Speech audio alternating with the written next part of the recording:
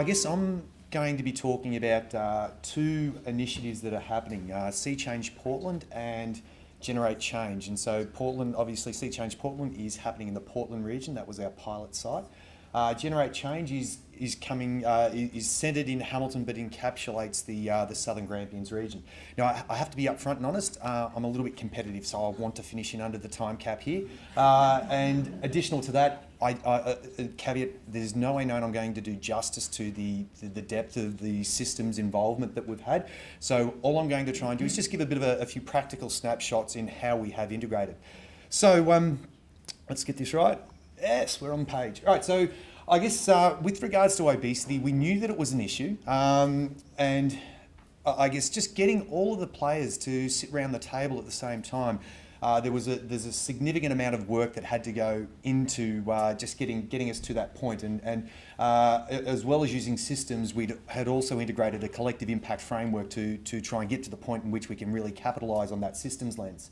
We knew the evidence is telling us that it's not a simple problem. That it's a very incredibly complex issue. And so if we go out to the community, we know that the community lens is simple. It's calories in versus calories out. But for anyone that I guess if you heard Steve talk yesterday, you'd know that it's a much more complex picture than that.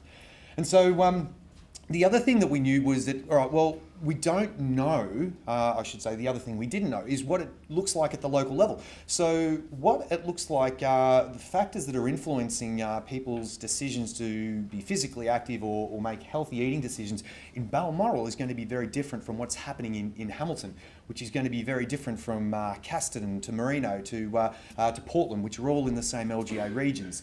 And so we're sitting there saying, well, listen, how do we broach this? And the continued problem being is that we know that what the evidence is telling us is that there's no simple solution. It's got to have a lot of moving pieces, but the binding tenet behind that is that lens around community capacity. So we need to have something that allows the community to really understand the complexity of the issue, to own the problem, and further to that, to actually mount and drive a response. So enough about the problem. Enter systems thinking. We're very fortunate to partner with Steve and his team a few years ago now.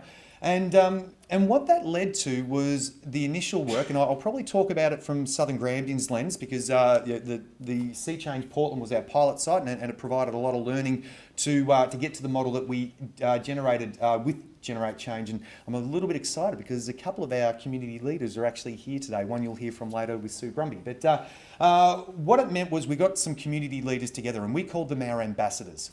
And so with the ambassadors, we ran a couple of workshops where it was around group model building. And so what do we mean by that? It's developing a systems understanding and an understanding of all of those variables, which one of the presenters spoke about earlier, and the interrelationships and the connections with that.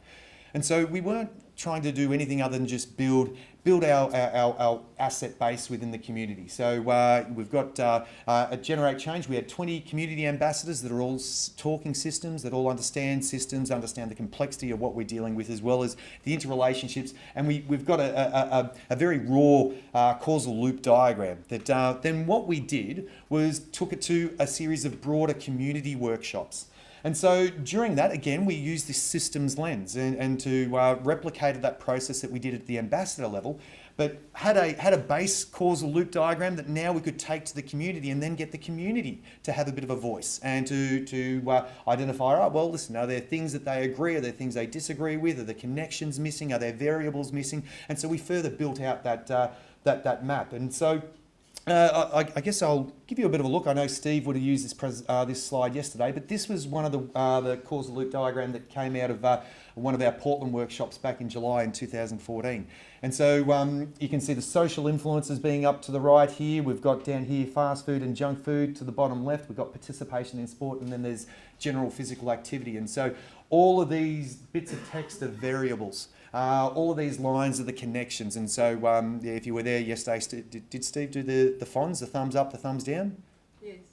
Yeah, you got the thumbs up. All right, so it's talking about which are positive relationships and which are negative relationships.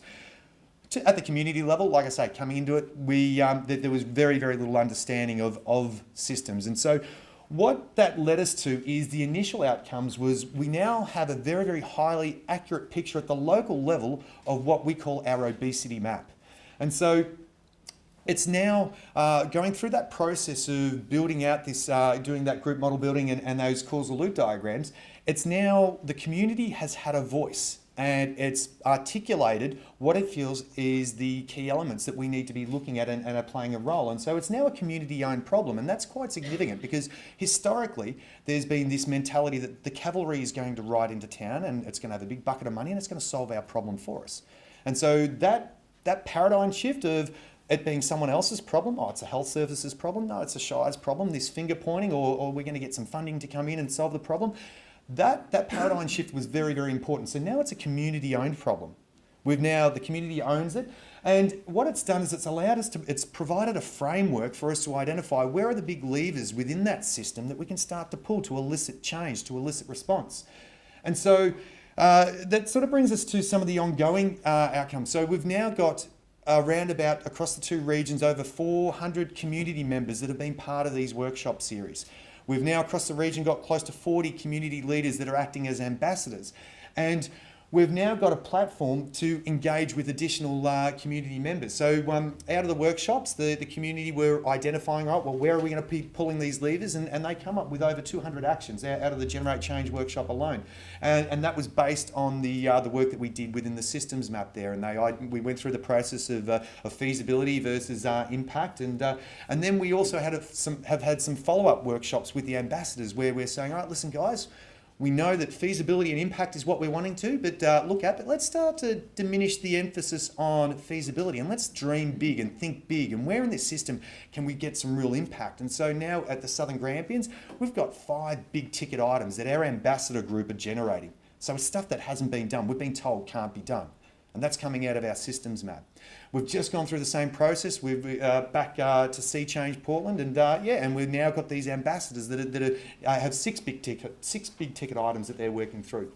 But the other exciting thing is this map has been a great platform for us to go to. A great example was Wannon Water. A water authority is sitting there saying, we're really passionate about social issues. And so we've had a workshop where we've sat down with them and looking at that group model, that map, that causal loop diagram, and they're saying, all right, well, we think we can play in this space, and this space.